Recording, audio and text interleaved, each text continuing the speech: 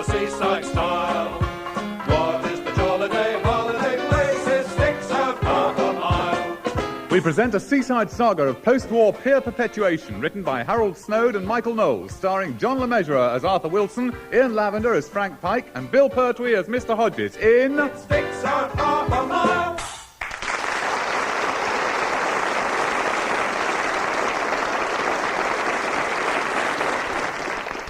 The time, 1948. The place, Frambourne-on-Sea, somewhere on the south coast. There you are, Frank. Oh, thank you, Mr. Hodges. I must say I was ever so surprised to hear from you again, of all people. Ah, it's just a friendly gesture. Your gestures weren't very friendly in the Home Guard days. When you were the chief warden, Captain Mannering used to say that he couldn't make up his mind who he hated the most, you or Herr Hitler. He always did have a sense of humour. I don't think he was joking. I don't think he liked you at all.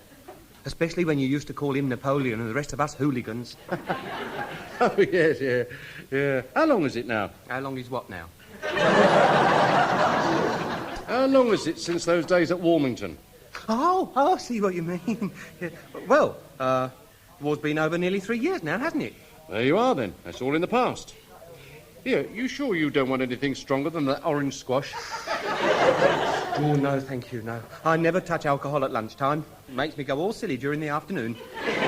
Oh, did you bring me a straw? Yes.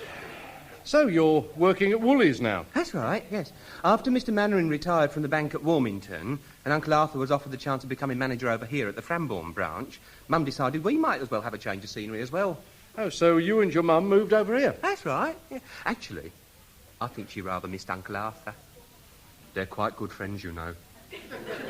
Yeah, I remember now. What about you, though? Don't you ever miss the big world of banking? Not really. It was all right, but I don't think I had the necessary dedication, and the striped trousers didn't suit me. How are you doing at Woolies, then? Oh, not too bad. I'm a trainee deputy assistant under manager. In ironmongery. Sounds very impressive. No, it's not really. A bit dull, actually. What are you doing these days? Well, I've still got the old greengrocers at Warmington, but in the last couple of weeks or so, I've been seriously thinking about another little project over here at Frambourne. Oh, yeah? And mind you, I'd need a partner for that. Mm-hmm. Matter of fact, that's why I got in touch with you. It might be right up your street. Mm-hmm. How exciting. I've always fancied myself as a high-powered tycoon.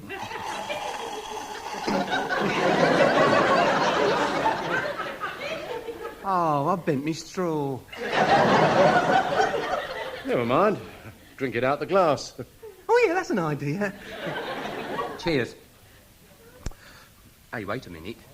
There's something strange here. What's the matter? Is your orange juice too strong? No.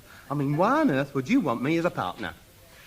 Well, the point is, Frank, for this project to succeed, I need to have someone rather special with me. Mm-hmm. Someone with the right connections. And have I got the right connections? Oh, yes, very definitely. Is it something to do with my ironmongery? No, not quite, but you might say brass does come into it. What's it all about, then? Well, it's like this. I don't know whether you ever read the Frambourne Gazette, Mm-hmm. but a couple of weeks ago there was an article. Come in. Good morning, Mr. Wilson. Good morning, Miss Perkins. Is that the mail? Yes, sir. And a list of your appointments for this morning. Thank you, Miss Perkins. Why is this letter still unopened? Well, it's special. Oh, you mean special delivery? No, just special. It's for you, sir, from me. A little card. Oh, really? Oh, it's not my birthday. I know that's in April. Or rather, I think it is. Oh, how nice. An old sailing ship. Frigate. I beg your pardon? Oh, yes, I see what you mean. Yes. I still don't understand, though. I've written on the inside. Oh, yes, sir, you have. Happy anniversary. Oh, how very nice. Thank you. What anniversary? Yours, sir. Exactly a year ago today, you arrived at Frambourne to take over as manager of this branch of Swallows Bank. Good Lord, was it a year ago? Fancy you remembering that. Oh, I couldn't possibly forget it, sir. It's been absolutely marvellous since you took over. Well, I'm very glad to hear it, and thank you for the card. Now, these appointments now. Mr. Harris was coming in first this morning, wasn't he? He was, sir, but he rang yesterday and said he wouldn't be able to make it after all. Something about a sudden bereavement. Not his own, presumably. That's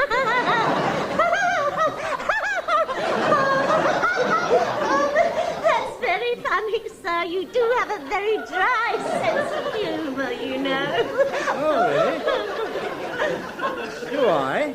Oh, just the sort I like a man to have. Oh, well, it's not really that dry. Anyway, does that mean I don't have a first appointment this morning? Oh, no, sir. After Mr. Harris cancelled, another gentleman phoned, a new customer, and said he wanted to see you, so I put him in instead. Oh, I see. Well, you better wheel him in. Very good, sir. His name's Pike. Thank you, Miss Perkins. Oh, just a minute. Sir? Not Frank Pike, that is Mr. F. Pike, by any chance? Yes, actually, I think it is, sir. Good Lord. Well, I suppose it must be him. So it's very odd indeed. Sounds fishy, does it, sir? Oh, Pike. Fishy. Oh, I'm sorry about that. A little joke there. Oh, yes. Awfully funny. Not up to your stand, I'm afraid. Do you think you know the gentleman in question? Oh, well, I have a sort of vague recollection. I think he may be the son of an old friend of mine. Mind you, I haven't seen either of them for some time, so you better ask him to come in. Yes, sir. He's just outside. Right.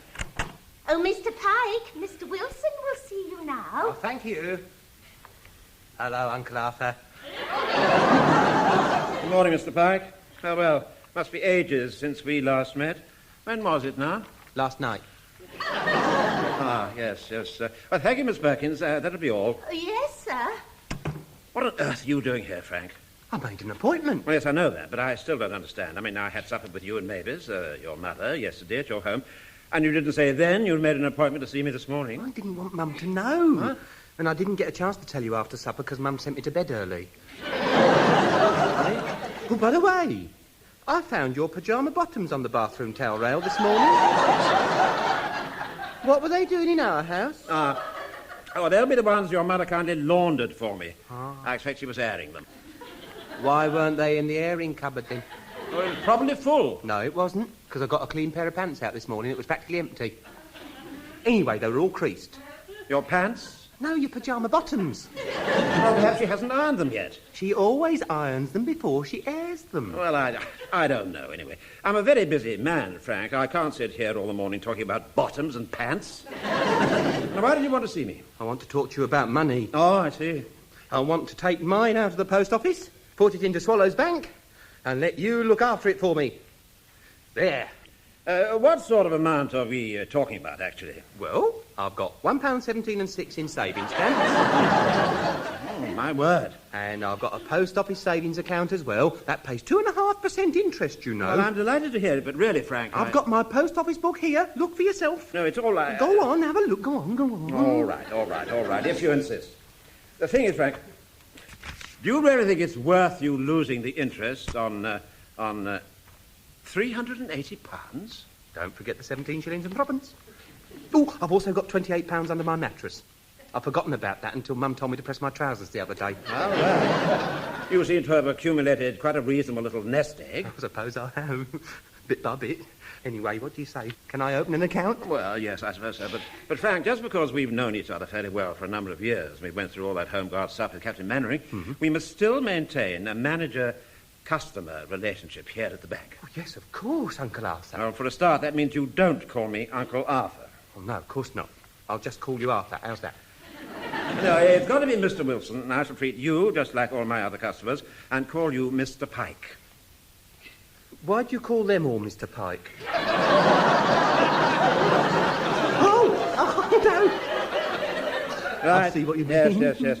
Well, you'll get your money out of the post office and we'll open an account for you here. Now, I better get on because I've got a busy day ahead of me. Uncle Arthur, Mr. Wilson, I haven't finished yet. I want to talk to you about A loan? A bank loan? A loan? But you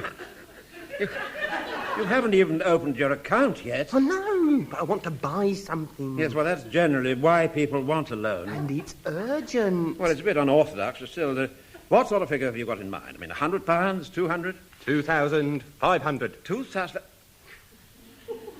That's an awful lot of money. I know, but it's a sort of business venture. Oh, please, Uncle Arthur, it's a chance of a lifetime. Yes, well, that may well be, but there's really no way Please, Uncle Arthur. All right. Well, I suppose there's no harm in taking down a few details. No, that's right. Right, now, purpose of loan? I want to buy Frambourne Pier. Uh-huh. Wants to buy Frambourne. Just a minute. Did you say you want to buy the pier? Well, half of it, yes. Now, what do you mean, half of it? Well, my partner and me are going to buy it together. 50-50. No, don't be so ridiculous. Anyway, the pier's closed, isn't it? I mean, it has been since the war. That's right. And the middle bit's missing, isn't it? We can put that back. Yes, but why, Frank? Why? Well, if we don't, we won't be able to get to the other end. I mean, why on earth do you want to buy a broken-down old pier? Because it's part of our heritage. And yet it's lying there, closed, rusting and rejected. It's not right, Uncle Arthur. It should be open again for everyone to enjoy. Yes, I know. It's all very commendable, Frank. But why you? Because I'm fed up with having to be at the beck and call of other people. Fed up with being an employee. And another thing, when Mr. Mannering used to call me a stupid boy, that really upset me because I'm not stupid, far from it. All I want is the chance to prove that I can do better for myself. Up to now, I haven't had that chance. I've been working for somebody else all my life. But you are only 22. That's got nothing to do with it. The council have lost interest in that pier, Uncle Arthur. If nobody buys it, they're going to demolish it, and it'll be your fault. My fault? Yes, yours. You'll have stood aside and watched Frambourne Pier become a heap of rubble and twisted metal. It's not far off that now. It's no laughing matter, Uncle Arthur. For the sake of a measly £2,500, you'll have killed Frambourne Pier and stopped me making a success of my life. In which case, you might have 2 deaths on your hands. Oh, don't be so ridiculous, Frank. I must have that money. You've got to give me that money. You've got to give me that money. I need the money. Give me that money. Give me the money. Mr. Wilson! Should I call the police? Has he got a gun? Oh, it's perfectly all right, Miss Perkins. Perfectly all right, thank you. Mr. Pike and I are just having a little chat. All right, sir, if you say so. Now, look, Frank, just calm down. Yes. Before I can give a customer a loan, I have to satisfy myself on certain important points. Otherwise, the bank might lose its money, and then head office will be down on me like a ton of bricks. Are you saying you're not going to give me a loan? Yes, Frank, I'm afraid I am. Right. Well, I didn't want to mention this, but it looks as if it's the only way. What exactly are you talking about, Frank? In a nutshell, blackmail. What do you mean, blackmail? All right, Uncle Arthur, I'll level with you. I'll give it to you straight. Really, Frank, what do you think you are, James Cagney? No, but I reckon you must think you're Errol Flynn. What are you talking about? Well, on our haberdashery counter, there's a girl called Barbara. And she's told me something very interesting about you. Very interesting indeed. Well, I don't know anybody called Barbara. Maybe not. But perhaps Barbara's surname will mean something to you. Possibly. What is it? Smith. Now, does that ring a bell? Several, actually. There's Charles Smith with the Golf Club, Albert Smith, the newsagent, Peter Smith, the accountant. I'm talking about a lady Smith. Well, the only Lady Smith I know is the one that got relieved. I don't mean lady in that sense. I mean a female Smith, to be precise. Barbara's mother, Gloria Smith. I understand she got relieved in a way. Oh, I see, yes. That's Smith, yes. Yes, yes, yes, a charming woman. Yes. Barbara said the two of you seemed to get on pretty well. It was when you first came over to Frambourne, wasn't it? Yes, that's right, it was, yes. I was looking for a place to stay for a few weeks whilst I found somewhere permanent, and I answered her advert. And her prayers, by all accounts. Her being a lonely widow. You must have been just what the doctor ordered. It was only for the first month. Anyway, there was nothing in it. Oh, yeah? Well, virtually nothing. Really?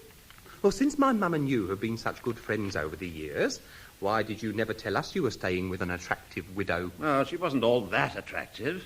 Mind you, in a certain light, she could look rather... well... No, know what I mean? No, but I can guess. The thing is, I wonder what my mum would say if somehow she happened to find out about Gloria. Now, look, Frank, on reflection, I think perhaps you do deserve a chance to try your hand at something new. So I'll give you a loan, but for goodness sake, don't let me down. Oh, don't worry, Uncle Arthur, I won't, and thank you very much. I'm sorry about the blackmail bit, but at least it proves I'm not that stupid. Yes, it does indeed. Oh, one last thing.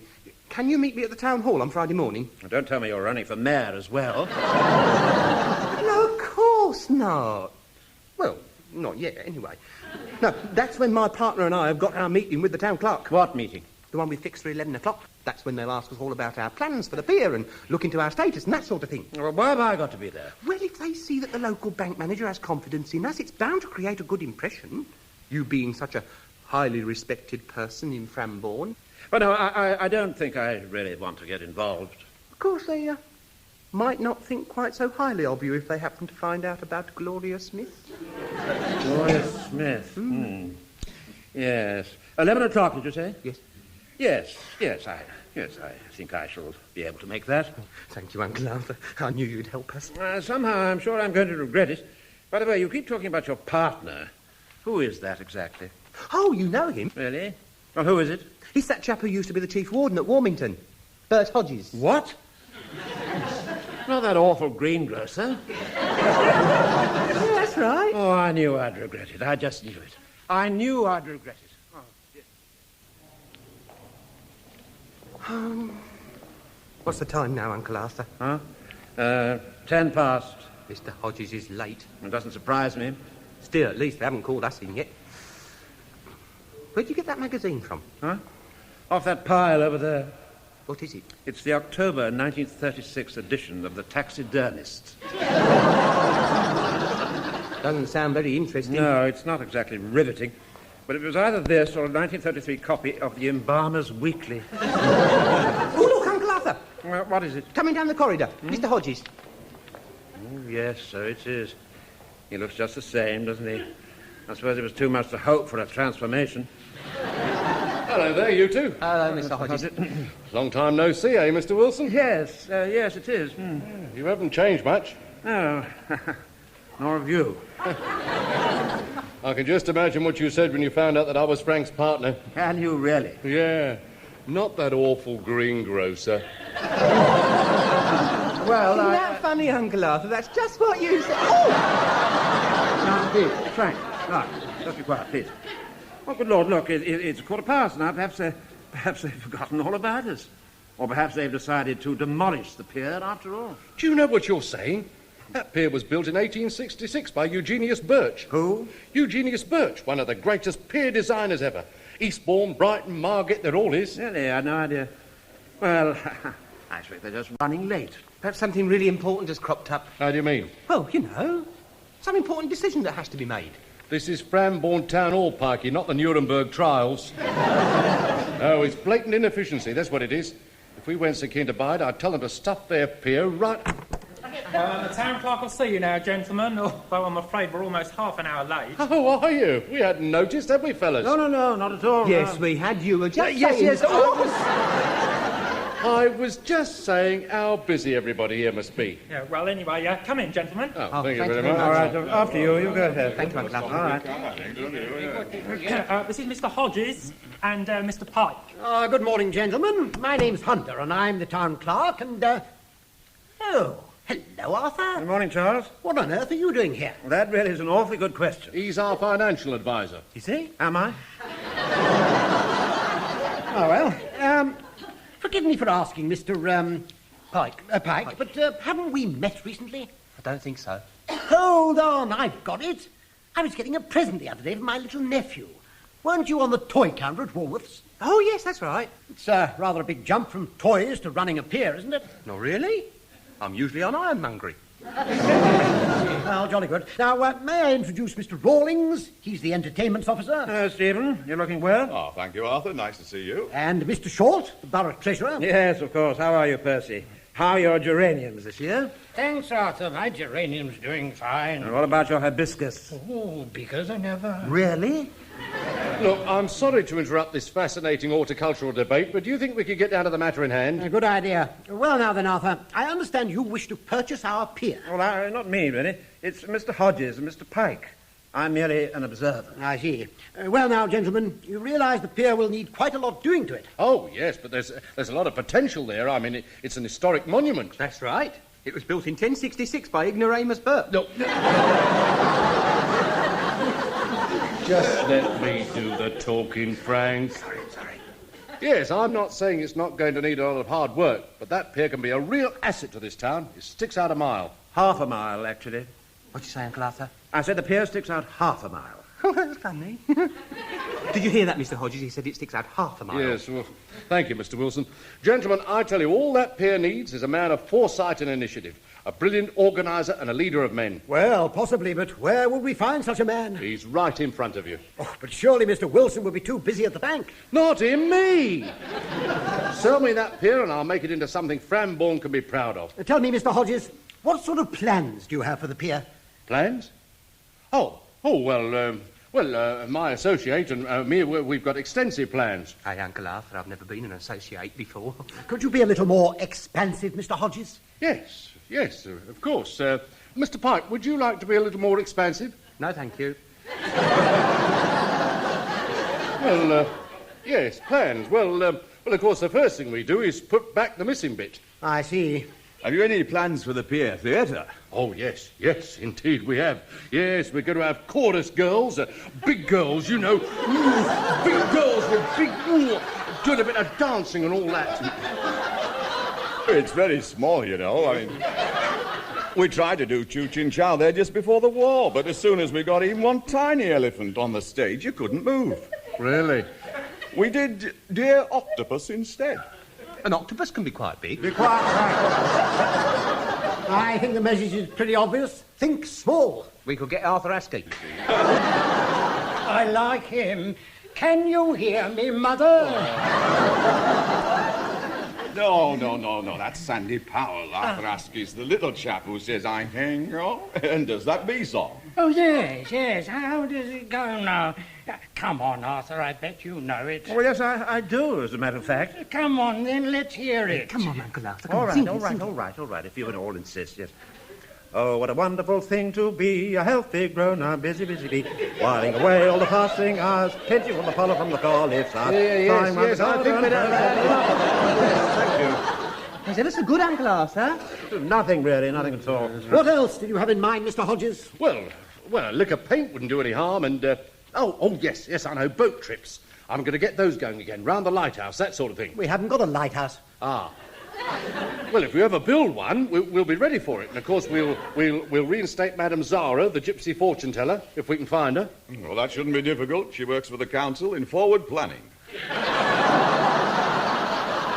Yes. Well, I tell you, gentlemen, by the time we finish, this town will be proud of that pier. I'm pleased to hear it. Look, as borough treasurer, I think I should perhaps be talking to you about finance. Well, I'll hand you over to my financial advisor, Mr. Wilson. What? Oh, yes, far away. Well, Arthur, you're aware of the purchase price, I take it? Oh, £5,000, wasn't it? That's correct. Well, it does seem an awful lot of money. No chance of us making an offer, is there? 4.5 for cash. After all, there is an hole in it. We've already written the cheque out. Shut up, Frank.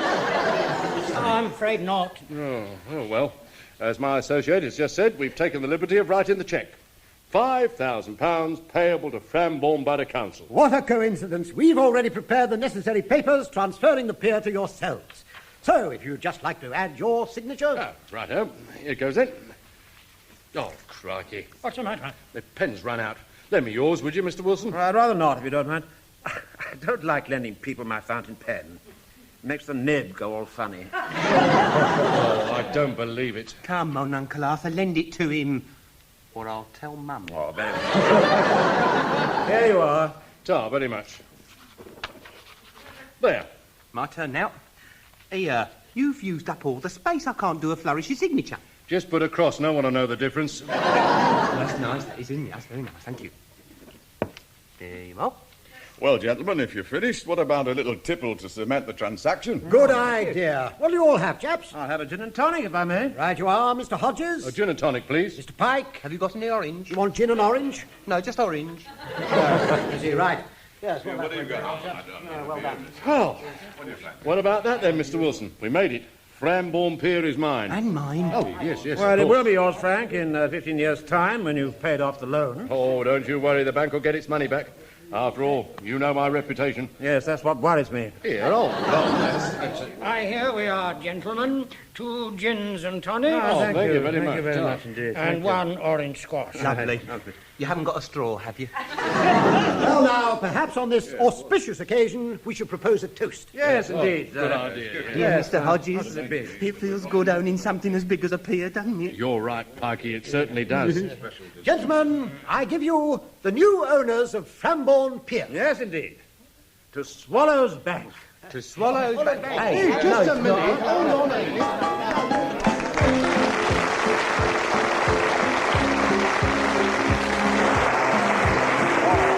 You've been listening to It Sticks Out Half a Mile, starring John LeMessurier as Arthur Wilson, Ian Lavender as Frank Pike, and Bill Pertwee as Mr. Hodges. The characters of Wilson, Pike and Hodges were originally created by Jimmy Perry and David Croft. Also in the cast were Vivian Martin as Miss Perkins, Edward Burnham as Mr. Short, Robin Parkinson as Mr. Hunter, Gordon Peters as Mr. Rawlings, and Spencer Banks as council employee. It Sticks Out Half a Mile was written by Harold Snowd and Michael Knowles and produced by Martin Fisher.